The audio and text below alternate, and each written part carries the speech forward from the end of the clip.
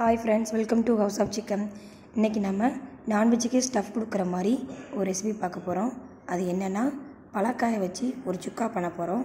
அது எப்படி பண்ணலாங்கிறத வாங்க நம்ம இன்றைக்கி வீடியோவில் பார்க்கலாம்.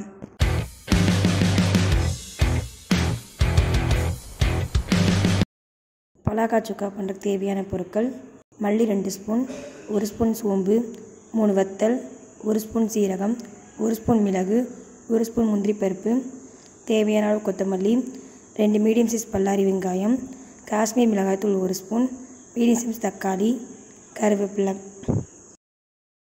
ஃபஸ்ட்டு நம்ம பலாக்காயை ரெண்டாக வெட்டி எடுத்து வச்சுக்கலாம். அதுக்கு நைஃபை வச்சு பலாக்காவை ரெண்டாக வெட்டியாச்சு. நம்ம கையில் நல்லா எண்ணெயை ராவிட்டு கொஞ்சம் கவனமாக நீங்கள் இதை கட் பண்ணி எடுத்துக்கோங்க. ஏன்னா கொஞ்சம் சிரமமாக தான் இருக்கும். இந்த மாதிரி குட்டி குட்டி பீஸாக கட் பண்ணி எடுத்து வச்சுக்கோங்க. இப்போ நம்ம அடுப்பு ஊற்றி வச்சுக்கலாம். இன்றைக்கி நான் கிரேவி பண்ணுறதுக்கு குக்கர் எடுத்துருக்கேன். குக்கரில் நல்லெண்ணெய் தேவையான அளவு ஊற்றிக்கோங்க. எண்ணெய் நல்லா காஞ்சதுக்கப்புறமா கட் பண்ணி வச்சுருக்க வெங்காயத்தை ஆட் பண்ணிக்கலாம். வெங்காயம் நல்லா வதங்கணும். வெங்காயம் நல்லா வதங்கினதுக்கப்புறமா 2 பல் இஞ்சி பூண்டு தட்டி போட்டுக்கோங்க. அதுக்கப்புறம் நம்ம கட் பண்ணி வச்சுருக்க தக்காளி ஆட் பண்ணிக்கோங்க. இந்த 3ஐயும் நல்லா மிக்ஸ் பண்ணிக்கோங்க. இப்போ பாருங்கள், 3 நல்லா மிக்ஸ் ஆகிடுச்சு. இப்போ நம்ம வெட்டி வச்சுருக்க பலாக்காயை உள்ளே ஆட் பண்ணிக்கலாம். இப்போ நம்ம கரண்டி வச்சு நல்லா கிண்டி விடுங்க.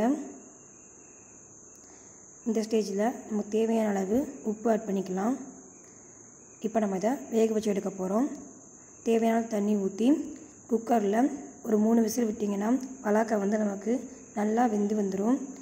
இப்போ அதுக்கு தேவையான அளவு மசாலா ரெடி பண்ணிக்கலாம். நம்ம எடுத்து வச்சுருக்க மசாலா பொருளை ஒரு பேனில் வறுத்து எடுத்து வச்சுக்கிடுவோம். மீடியம் ஹீட்டில் வச்சு நல்லா வறுக்கணும். சீரகம், முந்திரி பருப்பு எல்லாம் பொரியும் போது கடைசியாக நம்ம வத்தலை போட்டு அடுப்பை ஆஃப் பண்ணிடலாம். இப்போ இது கொஞ்சம் நல்லா ஆறட்டும். ஆறினதுக்கப்புறமா இதை நம்ம பொடி பண்ணி எடுத்துக்கலாம். இப்போ பாருங்கள், மிக்ஸி ஜாரில் போட்டு இதை நல்லா அரைச்சி எடுத்துக்காச்சு. அதுக்கப்புறமா நம்ம எடுத்து வச்சுருக்க காஷ்மீர் மிளகாய் தூளை உள்ளே போட்டு இன்னொரு தடவை மறுபடியும் அரைச்சி எடுத்துகிட்டு வந்துடலாம். அப்போ தான் நமக்கு ஈவனாக மிக்ஸ் ஆகும். இந்த அளவுக்கு நல்லா அரைச்சி எடுத்துக்கோங்க. இப்போ நமக்கு பலாக்காய் நல்லா வெந்து வந்துருச்சு.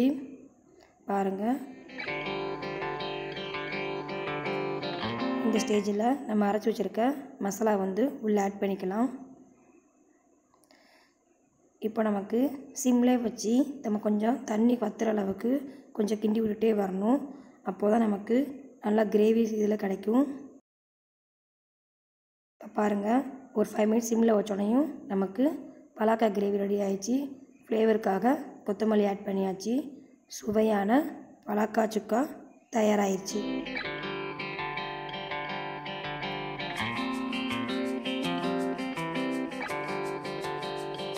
கண்டிப்பாக அதை உங்கள் வீட்டில் செஞ்சு பாருங்கள். செஞ்சு பார்த்துட்டு எப்படி இருக்குன்னு கமெண்ட்டில் சொல்லுங்கள். இதோட நீங்கள் சாப்பிட்டீங்கன்னா நான்வெஜ் கூட நீங்கள் எடுக்க மாட்டீங்க. பலாக்காய் பார்த்தோன்னே பலாக்காய் வாங்கி தான் இந்த சுக்கா ட்ரை பண்ணுவீங்க.